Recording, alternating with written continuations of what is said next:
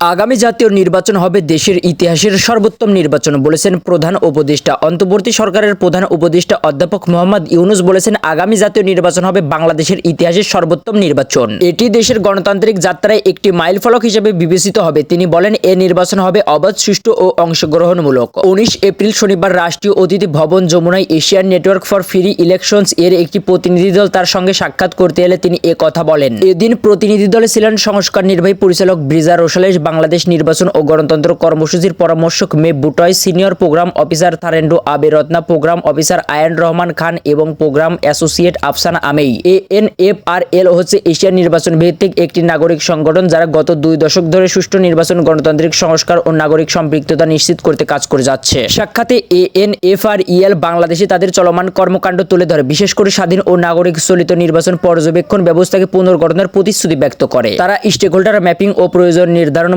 কার্যক্রমের কথাও তুলে ধরে, যা বাংলাদেশের সুশীল সমাজের সম্পৃক্ততা ও নির্বাচনী স্বচ্ছতা বাড়ানোর সম্ভাব্য পথ খুঁজে বের করতে সহায়ক হবে। প্রতিনিধি দল প্রধান উপদেষ্টার সঙ্গে মত বিনিময়ের সুযোগ পেয়ে কৃতজ্ঞতা প্রকাশ করে এবং স্বচ্ছ, বিশ্বাসযোগ্য নির্বাচন আয়োজনের লক্ষ্যে বাংলাদেশের সংশ্লিষ্ট অংশীদারদের সঙ্গে কাজ চালিয়ে যাওয়ার প্রত্যয় পুনর্ব্যক্ত করে।